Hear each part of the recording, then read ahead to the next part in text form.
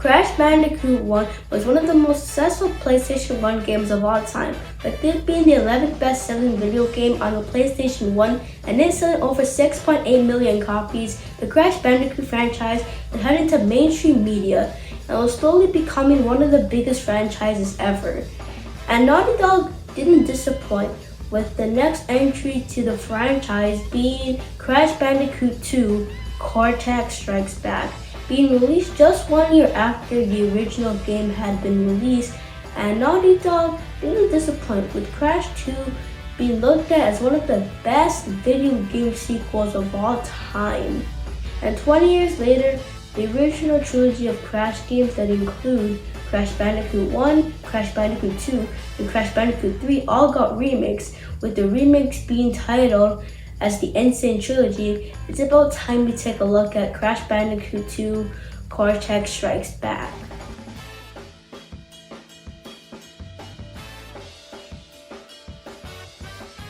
The story here is simplistic like the first game, but I have to say, the story here is a big improvement, with the game starting straight after the first game, as we see Cortex fall into a cave as he collects a crystal. Then, this game takes a big risk, and Crash games aren't really focused on story here, so this was a big shock to see. And the risk I'm talking about is a 1 year time skip. We then cut to seeing a new character by the name of Engine, spelled N-G-I-N, talking to Cortex on the Cortex Vortex, a space station that is totally not similar to the Death Star. After that, we see Crash being Crash, and Crash's sister Coco, another new character, asks Crash to go get a battery for her computer, and then we hop into the first level. And after that, we hop into a warp room, another new thing, as we see Cortex actually being nice and saying that he's gonna help Crash go through all of these levels and find the crystals, even though the title already says Cortex Strikes Back. Crash trusts him anyways, and we venture through the first of 5 warp rooms, and each warp room has 5 levels. These each have a specific theme. For example, Turtle Woods has a woods theme, Snow Go has a snowy themed place, and Sewer Later has, you guessed it, a sewer theme. And even though each warp room has the same theme as all of them, the level design makes them all differentiate. And speaking of level design, the level design improves on here.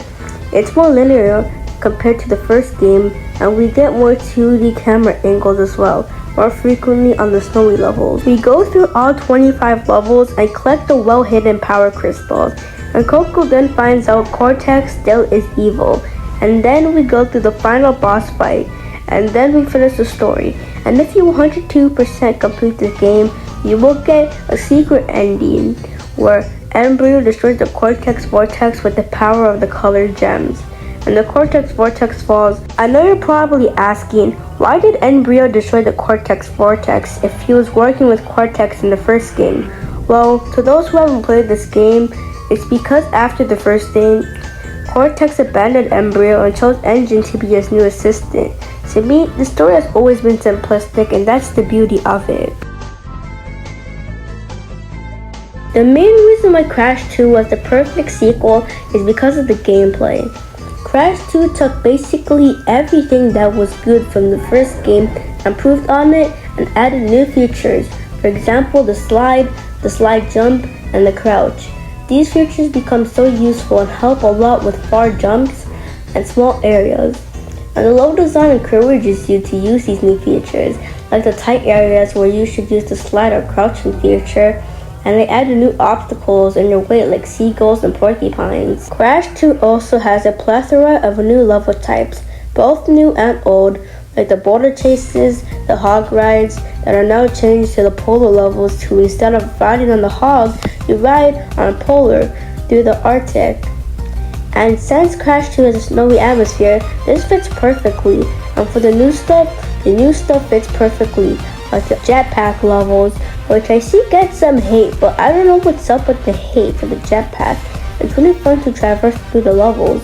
Sure, it's a bit hard to control, but it's still good. And the other new level type is the jetboard levels that are decent and mostly take place through the first 3 warp rooms.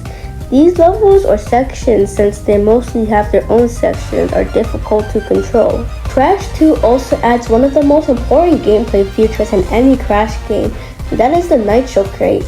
This adds more difficulty to the game, especially since this game has a stormy theme to it.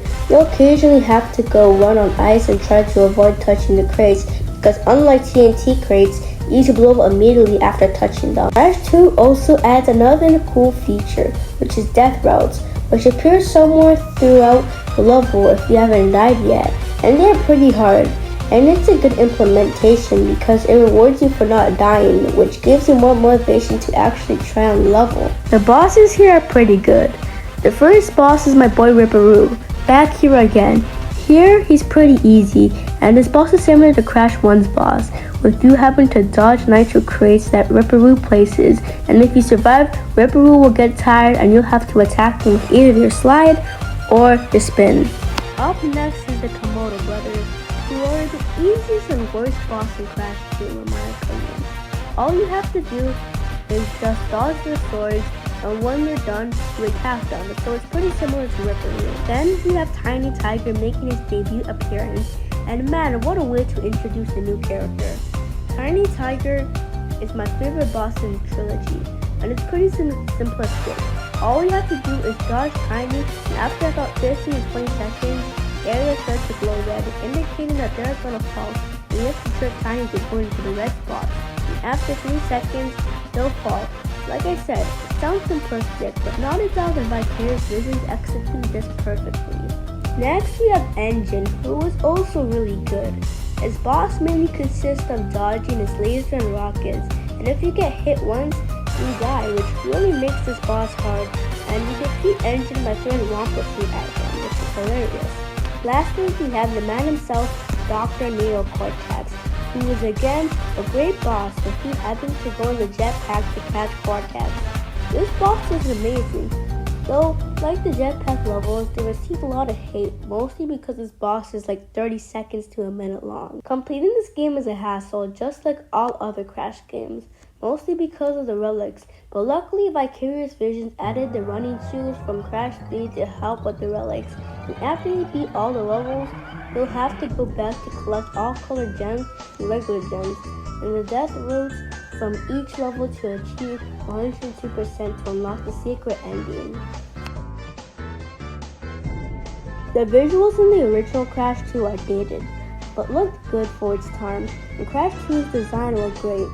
And when the Insane Trilogy was announced, many were hyped to see its graphical change over the course of 20 years. Vicarious Visions did not disappoint. This game's graphics are great, with the lighting being amazing during all sorts of levels, and since this game doesn't take place on just the Insanity Beach, instead the whole world from the Alps in Europe, the Arctic and the North and South Pole, the sewers in most likely America, and the jungles and forests mostly inside Asia or Africa, the lighting is great, and the amount of Easter eggs and tiny details here are great. For example, at the start you can see Coco watching some Uncharted gameplay, and the details are nice, like in the Alps, there's many trees and gravel, and at the bee sections, all you see is bees. Same with the Arctic, the ice and snow falling down is nice. The designs are pretty good as well, with characters like Crash, Coco, and Cortex all looking great in 21060p 4K RTX 380 advanced resolution, with them still keeping their iconic designs. The music is amazing here as well, with the music intensifying as the level gets harder and harder, and it really depends on the theme of the level. Like in Turtle Woods, you'll have the woodish type theme.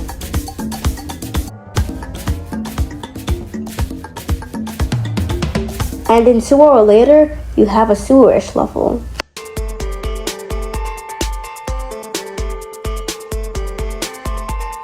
All in all, Crash 2 was and always will be amazing, especially when you look at how far we've come from 1997 to 2017.